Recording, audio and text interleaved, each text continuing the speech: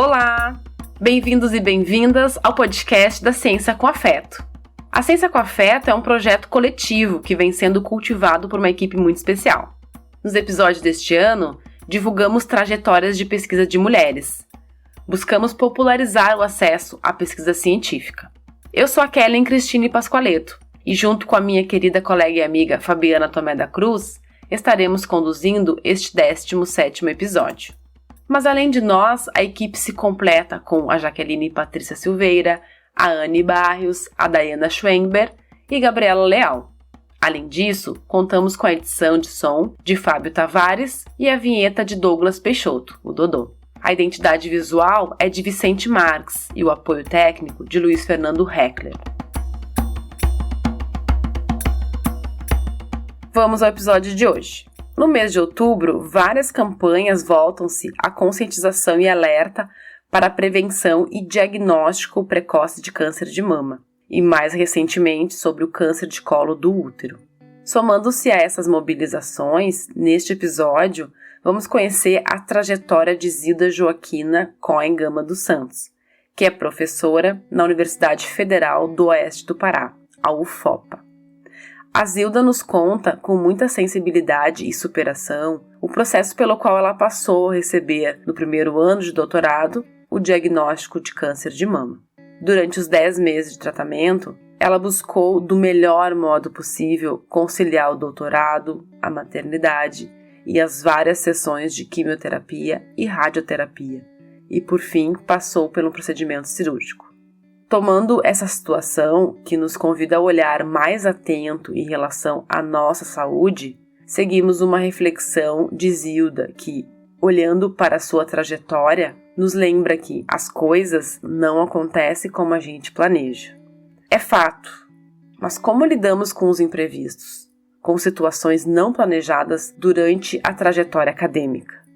Mais do que respostas, neste episódio nós buscamos refletir sobre essas questões, que em tempos de isolamento social também se fazem presentes, afinal, nós estamos em tempos de adaptação e de superação. E esse episódio vai além. A partir dos temas de pesquisa relacionados à governança dos recursos florestais em unidade de conservação na Amazônia e protagonismo de comunidades tradicionais, a Zilda nos lembra da importância de manter a floresta em pé. Essas contribuições são fundamentais e nos convidam a refletir também sobre os desmontes e retrocessos em relação às questões ambientais no Brasil. Apesar ou por causa desses desafios, como outubro foi também o mês de aniversário de Paulo Freire, se estivesse vivo, ele estaria completando 99 anos. Seguimos como ele nos convida, esperançando. Bom, antes de começarmos a entrevista, a seguir traremos um trechinho do poema A Resistência, de Julian Fuchs, na voz da nossa querida Gabriela Leal.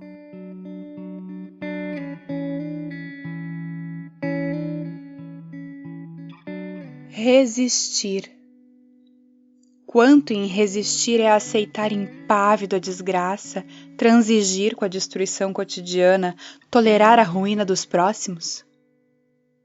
Resistir será aguentar em pé a queda dos outros? E até quando?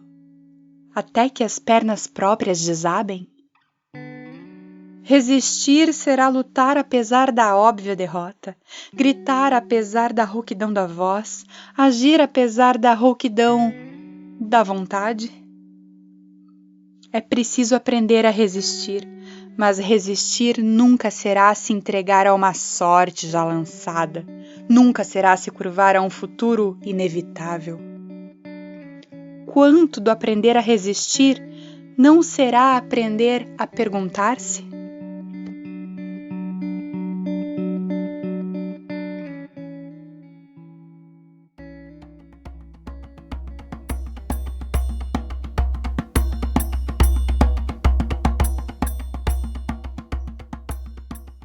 Olá, Zilda.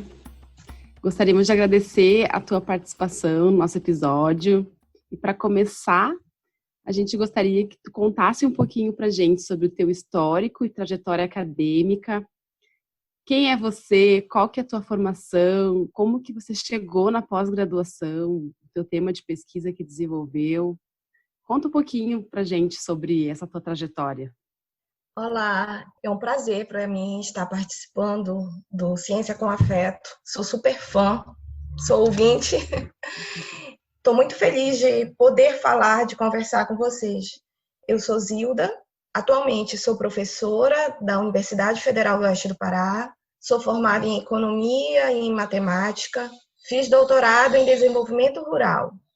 A minha trajetória acadêmica, né, e de vida também, né, porque elas se complementam, foi uma trajetória cheia de descaminhos e voltas e reencontros. O que eu lembro, né, da minha infância, assim, eu lembro que eu sempre quis ser professora, né, não sabia bem de quê, de como, mas era algo que eu trazia e as minhas brincadeiras giravam em torno disso.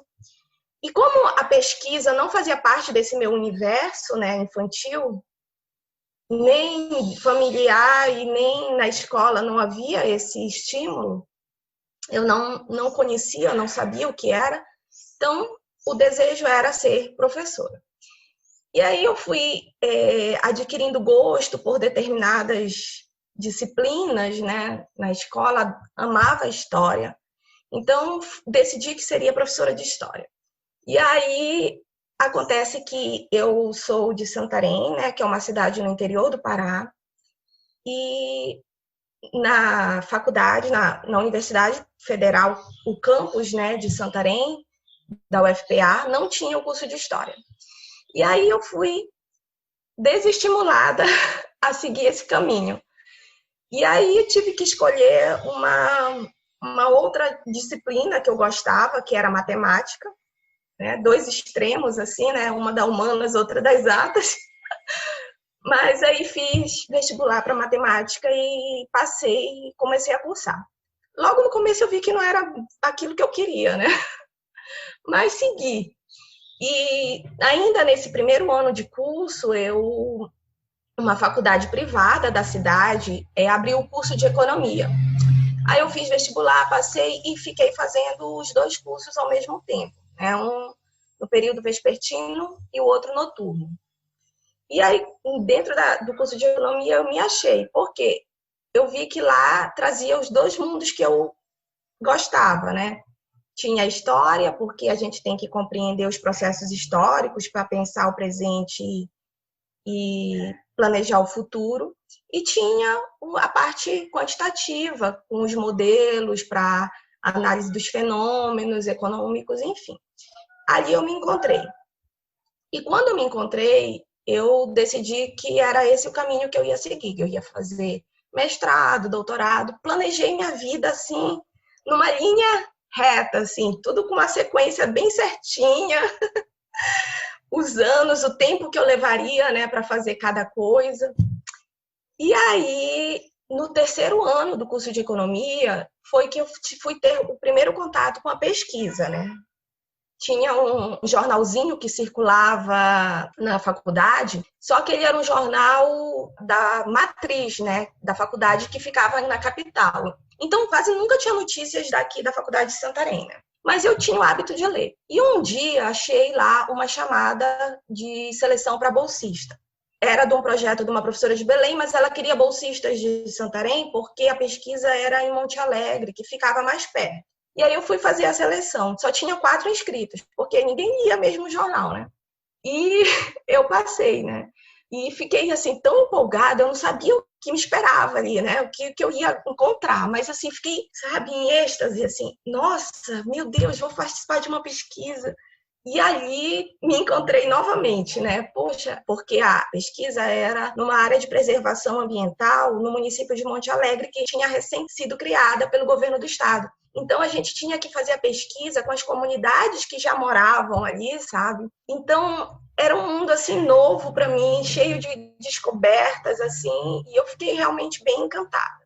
Depois disso, entrei em outro projeto de pesquisa, fiz 2 anos de iniciação científica no curso de graduação, e aí me formei em economia, me formei em matemática também, e fui fazer mestrado em economia.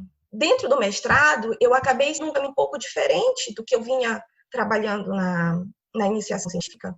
Fui trabalhar algo menos interdisciplinar, porque na iniciação científica era uma pesquisa bem interdisciplinar, o que envolvia economia, ecoturismo. Da economia tradicional, eu fui trabalhar com empresas, então o meu mestrado foi bem focado dentro da caixinha disciplinar economia, né? Mas o que não deixou de ser um aprendizado, né? Então, eu estou numa vibe, assim, de ter como aprendizado. Então, foi importante, foi um período importante. E aí, antes de terminar o mestrado, fiz um concurso para um banco. Aí já fugiu novamente, todos os planos foram para outro caminho, porque eu passei e fui trabalhar, né? E aí fui trabalhar em algo totalmente diferente da iniciação científica, totalmente diferente do mestrado. Fui trabalhar com o mercado financeiro. Fiquei no banco 5 anos. Foi um período também de aprendizado, não me arrependo de não ter seguido o planejamento e ter ido logo fazer doutorado, que era o plano lá da Zilda, do começo da graduação, né? Que era fazer tudo numa sequenciazinha. Parei esses 5 anos no banco. Paralelamente ao banco, eu comecei a ser professora, né, de faculdade privada. Também um aprendizado riquíssimo, porque é ali que tu aprende a ir para uma sala de aula. Enfim, foi esse período de 5 anos de banco e faculdade privada, assim, me ajudou a formar a Zilda que eu sou hoje. Aí, depois desse período, abri um concurso para a recém-criada Universidade Federal do Oeste do Pará, em Santarém. Então, a UFOPA, em 2009, quando ela foi criada como uma proposta de uma amplitude de cursos que fosse além do que o UED havia ofertado como campus da Universidade Federal do Pará. Dentro dessa proposta tinha o curso de economia. Então, teve um curso para professor de economia, e a titulação exigida era mestrado, eu fiz, né, fui aprovada. Quando eu assumi na UFOP, eu estava grávida, né? Então, logo entrei numa licença maternidade, que adiou um pouco o início de fato, né, na universidade. E aí, então, eu pude voltar, né? Fiz uns caminhos meio tortuosos, e aí, finalmente, voltei para o planejamento inicial de vida, que era seguir, né, a carreira acadêmica. Os primeiros anos da UFOPA, né, eu entrei na UFOPA com ela recém-criada, então a universidade ainda estava engatinhando com todo o processo de infraestrutura física, de criação de normativas, enfim. Então foi um período assim bem tenso, né, de muito trabalho, de construção de curso desde o começo, né, de planejamento. Então, os primeiros 3 anos dentro da universidade foram de aprendizado, de construção e de deixar quieto a vontade de fazer o doutorado. Então, eu tive que adiar mais um pouco. Aí, em 2013, eu fiz a seleção para o doutorado em desenvolvimento rural na URGS. Um detalhe importante, né, que eu já ia pulando. Então, nesse período, esses primeiros 3 anos de universidade federal, eles foram esse período de aprendizado, e o mais importante ainda, foi um período em que eu pude me reaproximar das minhas origens ali da iniciação científica, no contato com as comunidades tradicionais, no contato com as associações. Então, foi esse período de reaproximação. E uma coisa importante que a gente tem que lembrar, que faz parte, né, da minha trajetória, é que a UFOPA ela foi a primeira universidade criada no interior da Amazônia. Universidade mesmo, porque existiam apenas campos, né, das universidades que estavam instaladas na capital. E aí, havia uma demanda reprimida, assim, muito grande, não só de formação de alunos, mas de associações, né, que gostariam de uma assistência, um apoio da universidade. E aí, então, nesse período, eu criei um projeto de extensão que chama Incubadora de Empreendimentos Solidários, com o objetivo de fornecer esse assessoramento para associações de produtores rurais, de produtores familiares, e estimular a economia solidária, o comércio justo, enfim. Ele é um projeto de extensão, é um dos primeiros projetos de extensão da universidade e ele existe até hoje, porque quando eu saí de licença, um outro colega ficou no lugar. Então, é algo que está vivo, né, e que deu frutos. Dele surgiu a Feira da Agricultura Familiar na UFOPA. Então, é algo que tá vivo, né, que começou lá no começo junto com a universidade. Então, essa demanda, né, reprimida, ela chegava a nós, né, docentes, e a gente não sabia ainda muito bem como agir, como ajudar, como resolver, como dar ferramentas para as pessoas. E isso foi me ajudando a construir uma proposta, né, de projeto de doutorado. E aí, em 2014, eu fiz a seleção, né, escolhi o desenvolvimento rural da URGS, porque já vinha trabalhando nessa linha, né, do rural, por conta dessa proximidade de Santarém aqui com as comunidades tradicionais e os agricultores familiares. Mas escolhi também por uma questão familiar, porque o meu marido já estava fazendo doutorado na URGS. Então, a gente já estava longe há algum tempo, então precisava dessa minha aprovação, né? E eu não passei, eu não fui aprovada. Não fui aprovada nessa primeira tentativa no PGDR. E aí, na tentativa de encontrar respostas, né, eu encontrei uma resposta que me deixou satisfeita, né, no momento e até hoje. O meu filho ainda era muito pequeno, então talvez ainda não fosse o momento de eu entrar no doutorado. Aí, em 2014 eu fiz a seleção, aí eu fui aprovada e iniciei em 2015. Ô, Zilda, e que idade tinha teu filho nessa época? Na primeira tentativa ele tinha 2 anos, não dava. Aí, então eu fiz em 2014 a seleção, aí eu fui aprovada. Aí deu aquele, ufa, agora tudo vai seguir o plano. Aí em 2015 eu iniciei o doutorado, cheia de expectativas, né? Pronto, agora vai dar tudo certo. E aí mudei de cidade, né?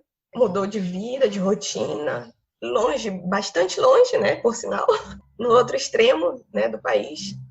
E sem conhecer praticamente ninguém, conhecíamos, porque o João já morava, conhecíamos os vizinhos do prédio só. E aí iniciei cheia de expectativas, né? Bem, assim, com todo o gás, assim, bem pronta, assim, para absorver tudo, para construir o que eu sempre planejei, né? E aí, quando foi ainda no primeiro ano de doutorado, foi uma coisa, assim, bem de susto mesmo, porque não tive nenhum problema, né? Foi algo diagnosticado em um exame de rotina, que eu, inclusive, adiei muito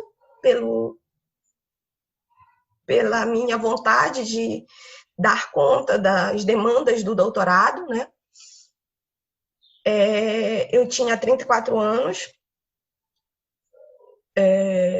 e no começo do ano, logo que cheguei em Porto Alegre, fui a uma médica e ela passou uma série de exames. Só que aí iniciou o doutorado e aquela questão assim, tenho que dar conta, como eu falei assim, eu fui com muita garra, muita vontade, fui deixando, e eu fiz o exame em setembro.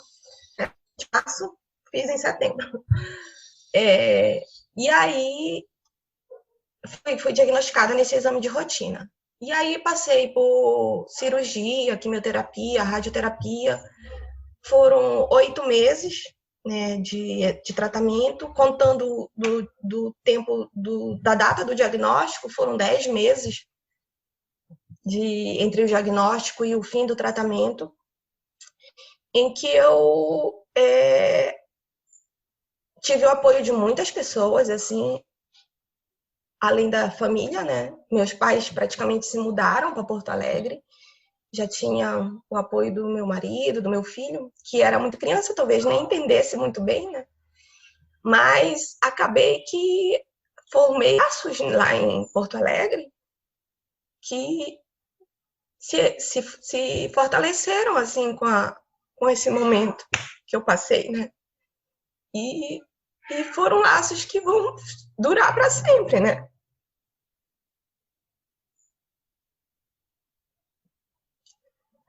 E aí isso tudo me fortaleceu e eu não parei o curso, né? Não parei. Quando eu fiz a cirurgia, eu já era novembro, e aí era o final praticamente do semestre, eu consegui, né? Os professores compreenderam e eu parei de assistir às aulas, mas entreguei os trabalhos finais e aí quando eu retornou o semestre em março, eu já estava praticamente no final da quimioterapia que eu fiz no período, né, do intervalo e levei as disciplinas que estava para eu completar os créditos, mas não foi fácil, né? Porque eu acabei não dando conta das leituras que talvez não era nem que fossem exigidas, mas que eu tinha vontade de fazer. Aquela planejamento, né? Aquela garra que estava lá no começo, meio que foi frustrada por tudo isso, né? Mas eu decidi que eu tinha que continuar, porque não valia a pena parar, né? Enfim, tinha que seguir, mesmo que não fosse perfeito, né? Não fosse como planejado, mas tinha que seguir. E assim eu finalizei o tratamento e concluí os créditos, né, em 2016. Tem Aí eu ficava sempre com aquele pensamento assim, poxa, tô perdendo tempo, né, com tudo isso, poderia estar fazendo outra coisa, né. Aí até um dia que eu não esqueço, do meu orientador, que ele falou, eu estava explicando para ele que a radioterapia não era tão demorada como a quimioterapia, que na quimioterapia eu passava uma tarde inteira no hospital, né? E o dia era perdido, né? Porque depois não conseguia mais nada.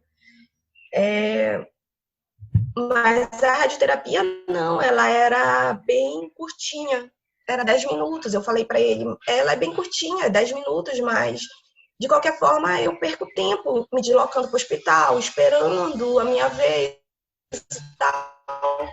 Aí ele falou para mim assim, Zilda, para com isso, tu não tá perdendo tempo, né? Tu tá ganhando tempo de vida, né? Então, para eu compreender que as coisas não acontecem como a gente planeja, mas mesmo assim elas acontecem e a gente tem que estar disposto a enfrentar e a superar, né? Parece até coisa assim de bem livro de autoajuda, né? Mas a vida é assim, né? Você tem que estar pronto de alguma forma. A gente nunca está pronto, né? Mas tem que estar conhecer, saber que as coisas podem acontecer e o caminho pode sair, o trem pode sair dos trilhos e depois voltar, né? E tudo bem. E assim eu terminei em 2016 careca, terminei os créditos e fui focar então na minha pesquisa, né? Que ficou bem de lado, assim, nos 2 primeiros anos do doutorado, porque eu não tinha como pensar em pesquisa se eu ainda estava fazendo créditos e dando conta de um tratamento. Mas aí eu voltei para o Pará, né, em 2017, e fui focar na pesquisa. E, né, eu sempre tive a intenção, né, de trabalhar com comunidades tradicionais. E aí surgiu a ideia, né, de que o manejo florestal, de forma empresarial, ele é bastante estudado já, tem bastante experiências relatadas, mas o manejo florestal comunitário ainda era pouco estudado, pouco visto, né, pela comunidade. E aí eu pensei em estudar justamente o manejo florestal comunitário.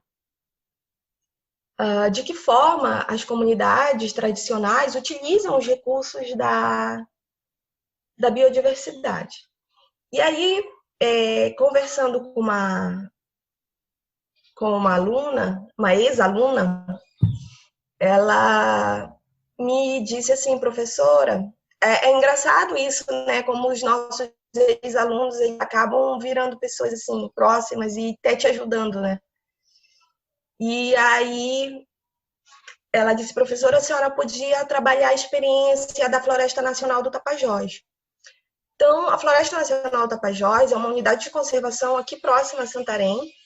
E aí, então, eu fui entrar em contato e conhecer o campo e assim eu decidi que seria o que eu iria estudar, né? É interessante falar também de como a floresta, essa unidade de conservação foi criada, né? Ela é uma das primeiras unidades de conservação criadas no Brasil em 1974 e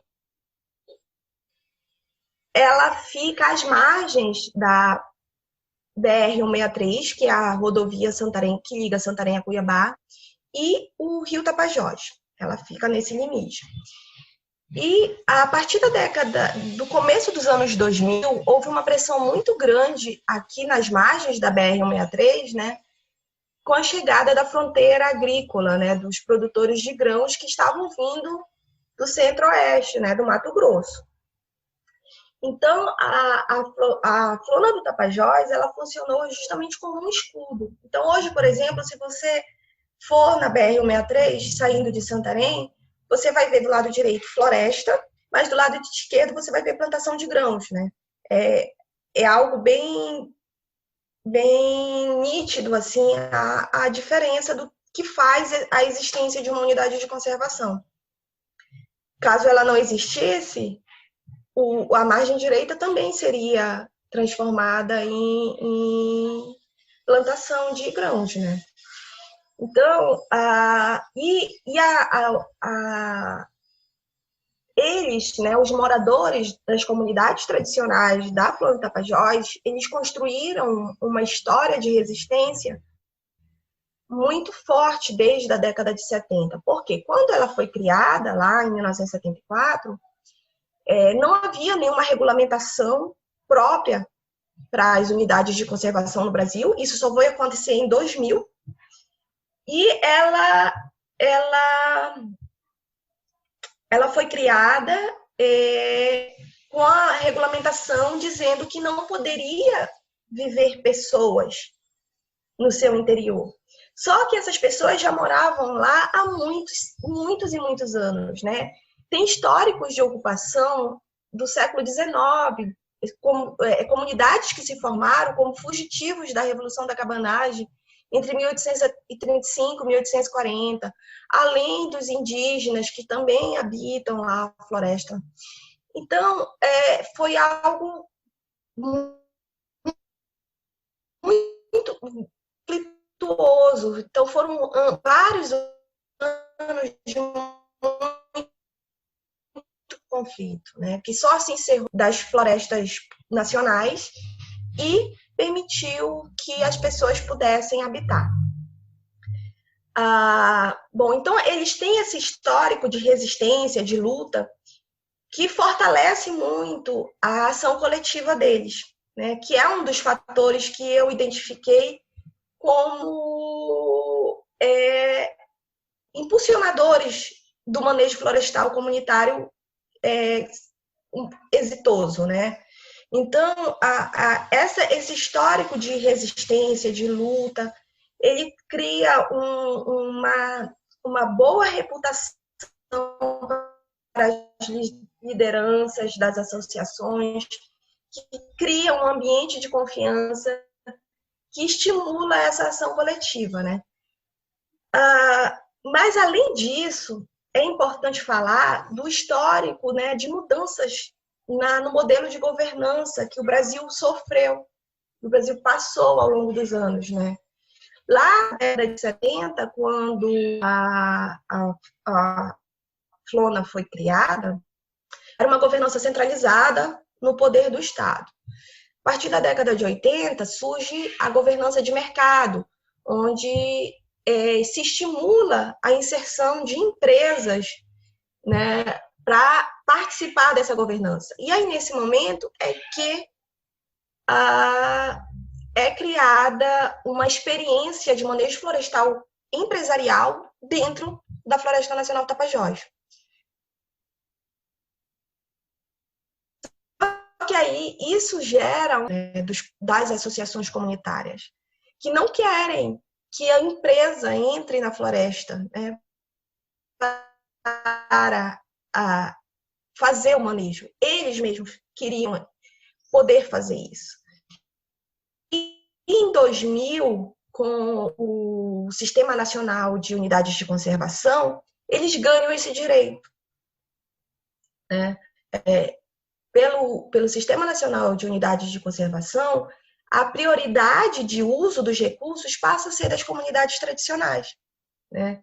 E as comunidades tradicionais da Flona do Tapajós já estão articuladas, já estão organizadas, já estão com um capital social elevado que favorece que eles implementem essa experiência. Em 2005, eles iniciam o manejo florestal comunitário, criam uma cooperativa, né? E dão início ao manejo na área IBAMA. Zilda, muito bom ouvir a tua trajetória, né? Acho que a tua trajetória, ela traz, né, já uma série dos desafios e da forma como tu foi superando esses desafios. Mas a gente gostaria também, né, de saber, assim, se além desse desafio que foi enfrentar, né, toda uma questão de tratamento bem importante de saúde, mas toda a questão de depois do tratamento, né, repensar teu campo, tu encontrou outros desafios ou que tu ainda encontra para fazer a pesquisa ou as pesquisas que tu atualmente faz? Eu acho que o principal desafio, eu acho que é um desafio assim comum, né? Qualquer pessoa que faça ciência no Brasil, principalmente quem trabalha com ciências sociais, né? É a questão financeira. Eu acho que a falta de financiamento para as pesquisas é um obstáculo, né? Então, tu acaba sendo o próprio financiador das tuas pesquisas. A redução, né, de orçamento para pesquisa é cada vez maior, né? O impacto disso é terrível para o longo prazo, e a gente ainda tem esse obstáculo, como eu falei, né? As ciências sociais, elas não têm o mesmo reconhecimento, o que é muito triste, né? De uma ciência natural, de uma ciência exata. E aí acaba ficando menos recursos ainda. Então, eu acredito que essa seja uma dificuldade, mas é uma dificuldade que seja comum a qualquer pesquisador no Brasil, né? Zilda, a gente só gostaria também de te ouvir, assim, poderia sintetizar, então, para a gente qual é os temas de pesquisa que tu desenvolveu e talvez, enfim, qual foi o tema central do teu doutorado e que pesquisas que atualmente tu desenvolve, elas têm a relação com a tua temática de pesquisa do doutorado? Sim, então, na tese, né, a minha pesquisa foi o manejo florestal comunitário desenvolvido por comunidades tradicionais na Flona do Tapajós. Eu recém retornei, né, mas o meu campo atual de pesquisa vai continuar sendo o uso dos recursos naturais por comunidades tradicionais, não mais necessariamente na Floresta Nacional do Tapajós, mas em outras áreas de todas as outras unidades de conservação. Pretendo continuar nesse caminho de análise de governança, de gestão de recursos. A gente sabe, né, que muito se fala no discurso, né? A Amazônia tem uma biodiversidade muito grande, mas alguns pesquisadores da área meteorológica fazem estudos da importância da floresta para o equilíbrio climático nesse cenário de mudança climática. Outros mostram, né, a questão da rentabilidade da floresta em pé, mas eu acredito que mostrar, né, que as comunidades tradicionais podem ser protagonistas desse processo é algo ainda desafiador, né? É algo que precisa ser trabalhado mais, porque uma coisa é você dizer que a floresta é rentável, né? Mas é rentável para quem, exatamente, né? Ela tem que ser rentável, falando economicamente, né? Para as pessoas que vivem dela e que estão lá mantendo ela em pé realmente, né? Então, eu acho que, já falando assim do que o meu trabalho pode ter contribuído, né? Eu acho que é isso, mostrar que as comunidades tradicionais podem sim ser protagonistas desse processo, sabe? É muito bom te ouvir e encontrar assim, ressonância nessa ideia, né, da floresta em pé, né? Que eu acho que a gente tem toda uma lógica de desenvolvimento que está muito pautada nessa ideia, né, de devastação, de degradação ambiental. E acho que, né, da maneira como tu apresenta, sintetiza, né, a grande contribuição entre tantas outras, né, mas talvez a principal, a contribuição das pesquisas que tu vem fazendo apontam e mostram a possibilidade, né, de manutenção não só das florestas em pé, mas também de todas as comunidades que historicamente vivem nela, né. Então é muito bom te ouvir e ouvir de alguém que com propriedade pode falar, né, que essa é uma forma de governança e de organização que pode sim dar certo.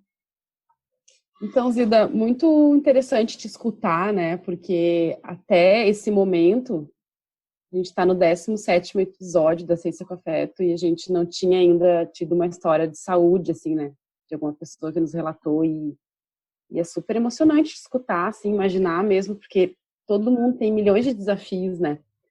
E enfrentar mais esse ainda nesse momento com uma criança, né, junto. Então, assim, ter que segurar a tua onda e segurar a questão emocional do filho também deve ter sido algo de verdade, assim, muito, muito complexo, assim. Então, mega me solidarizo, assim, com a tua questão e que bom que tu tá com a gente aqui contando essa história, né, que deve ser a história de outras pessoas também, né. E talvez algumas não tenham conseguido superar. Eu acho que isso também é uma questão, né. Então, que bom que você está aqui para contar essa história para a gente. E aí, Zilda, dentro disso, queria que tu pudesse nos contar, assim, um pouquinho sobre, tipo, hoje, com o que tu já viveu, né? O que tu diria para ti mesma no início da tua pesquisa, assim? E já pensando também no futuro, né? E que imagem e que pesquisadora ou profissional tu gostaria de ver no espelho daqui a algum tempo, alguns anos? Pensando passado e futuro. Lá no começo, eu acho que eu ia dizer assim, Zilda, tem paciência, tem calma, que tudo vai dar certo, né? É uma questão de tempo. Na verdade, é tudo uma questão de tempo, assim. a gente passa por muitas angústias, né, durante uma pesquisa. Antes mesmo de eu defender, eu estava no finalzinho, né, do trabalho, da construção, da escrita, né, e fui, assim, meio que tomada por um desespero por conta de possíveis mudanças, né, na governança ambiental do Brasil, né, que a gente está suscetível a isso, a gente sabe, mas ela se mostrou muito real no final de 2018, né, com o resultado da reeleição presidencial. E era justamente o momento que eu estava ali, né, fazendo os resultados e aquilo me tomou, assim, de desespero. Então, eu acho que eu diria, assim, para eu ter paciência, ter calma, que o tempo se responsabiliza por fazer as coisas acontecerem e tudo mais. E pro futuro, né, como é que eu me enxergo, né? Eu me acho completamente realizada no que eu faço, foi o que eu sempre quis fazer, né? Mas hoje eu tenho uma visão diferente lá do começo, né? Da minha infância, em que eu achava que ser professor era o ensino, né? Hoje eu consigo ver que o tripé, né, ensino, pesquisa e extensão, eles não podem estar separados. Eles, na verdade, eles precisam estar juntos, né? Um não sobrevive sem o outro. Então, como eu falei, né, na universidade a gente tem muitos colegas assim que colocam um status de superioridade à pesquisa, né? Mas a extensão ela é tão importante quanto, né? Porque ela é que a universidade dá para a sociedade, que nós podemos contribuir realmente com algo que vá trazer benefícios para a sociedade. Então, eu penso que quero continuar fazendo isso. Quando retornei para a universidade após a licença para o doutorado, eu retornei para o meu projeto de extensão lá do começo, que eu havia criado, que é a Incubadora de Empreendimentos Solidários. O colega que tinha ficado me substituindo saiu para o doutorado, então, né, eu pude continuar no projeto junto com uma outra colega. E a gente tem construído esse caminho, né, de trilhar os três suportes juntos, né? E quero continuar pesquisando comunidades tradicionais, o uso que elas fazem dos recursos. É esse o caminho que eu quero. Zilda, para a gente ir se encaminhando mais para o final, queria te perguntar, diante desse momento histórico que a gente está vivendo, né, de uma série de políticas ambientais sendo, de certo modo, destruídas ou com muito pouca atenção, né, e recursos limitados, enfim, todo o caos que a gente está enfrentando e vivendo e vivenciando nesse momento. Como que é para ti estar nesse lugar, estudando esse tema, tendo hoje toda essa questão que está em volta, assim, né, de riscos e de descaso, enfim, queria que tu comentasse um pouquinho com a questão da atualidade, assim, em relação ao teu tema. Ao mesmo tempo que gera uma preocupação, né, na verdade, como eu falei lá no finalzinho da tese, né, eu passei por essa turbilhão, assim, né, de dúvida e que gerou muita ansiedade. E hoje, eu acho que eu aprendi a transformar essa preocupação, essa dúvida, né, essa incerteza em algo que seja motivo, que me motive a pesquisar e mostrar que o caminho é outro, né? A responsabilidade, eu acho, que nós temos aqui, como pesquisadores aqui, que se dedicam a estudar a Amazônia, é justamente essa.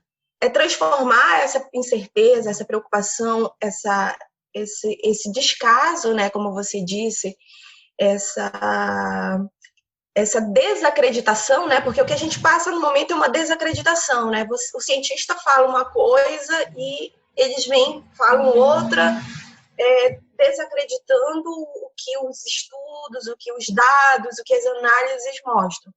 Então, a gente aprendeu, eu acho que é meio que como a floresta, né? Resiliente, né? Então, a gente aprendeu a transformar essa desacreditação, essa incerteza, em motivação para continuar estudando e para continuar mostrando que o caminho é outro, né? Então, na minha pesquisa, eu consegui perceber que foi um caminho longo, né, de transformações institucionais, de criação de regras, de colocação de políticas em prática, e de repente colocar isso tudo para o ralo, assim, né? É bem preocupante, mas essa preocupação, como eu falei, eu acho que ela serve para nos motivar ainda mais a continuar a fazer pesquisa aqui na Amazônia, sabe? Zilda, muito bom te ouvir, muito bom conhecer a tua trajetória. Tu trazes vários elementos, né, desde desafios vinculados a questões importantes de ordem pessoal, até questões aí de um novo olhar sobre o teu tema de pesquisa, né, que nesse momento, né, como tantos outros temas de pesquisa, mas talvez o teu, né, nesse momento em que a gente vê um desmonte aí de políticas ambientais, a tua trajetória, ela nos conta, né, de muita superação, de ressignificação para esses momentos tão desafiantes, né? Então a gente te agradece muito pelo teu olhar, né, por dividir com a gente a tua experiência, a tua trajetória e nos convidar, né, a olhar para esses desafios do presente com serenidade, com tranquilidade e com vontade aí, com motivação, com entusiasmo para seguir adiante, né, para superar essas questões todas, né, que muitas vezes nos sufocam e nos tiram parte do ânimo. Então, eu te agradeço muito, nós te agradecemos muito, a Ciência com Afeto te agradece muito, porque é muito bom a gente arejar o nosso olhar, a gente renovar a nossa esperança. Hoje é dia de aniversário de Paulo Freire, então vamos esperançar, né? Como o Paulo Freire nos convida, e eu acho que a tua fala, ela nos convida a esperançar. Então, a gente te agradece muito. E, enfim, se tu tiver mais alguma coisa para nos contar, se tu quiser dividir ainda algo mais com a gente, a palavra é sua. Nossa, eu só tenho a agradecer, porque se não fosse esse convite, né, talvez não fosse refletir sobre todas essas coisas que eu refleti, né? Então, a gente, às vezes, na rotina de trabalho, né, e a gente acaba não parando para pensar na nossa trajetória, né, no que a gente construiu, no que a gente planeja, né? Essa pergunta do que, como tu te vê no futuro, né? É algo assim, que é meio que assusta, né? Até porque, às vezes, a gente tende, né, a pensar que quando chegou no doutorado, terminou o doutorado, chegou ao ponto final. Não é um ponto final, na verdade, ele é um ponto, um começo para uma outra vida, para um outro caminho, né? Eu acho que cheguei no ápice da formação acadêmica, que nada. Tu tem que aprender sempre, todos os dias, né? E parar para refletir sobre o passado, sobre o presente, sobre o futuro. Eu, se não fosse o convite, eu não ia fazer essa pausa, sabe? Eu achei que foi muito válido para mim, foi assim extremamente motivador. Zilda, muito, muito obrigada pela tua participação. Eu acho que é por isso que esse programa tem o nome, né, Ciência com Afeto, que pra gente muito mais importa a tua trajetória, as tuas histórias, do que explicitamente a questão só acadêmica, né? Então, e tu tem tudo isso e nos trouxe com muita alegria, assim, muita sensação de que é possível, né, a gente superar os desafios que sim surgem, né, para uns mais e outros menos. Então, muito obrigada pela tua participação. Obrigada, Zilda. Muito bom te ouvir, muito bom estar contigo. Gostou do episódio?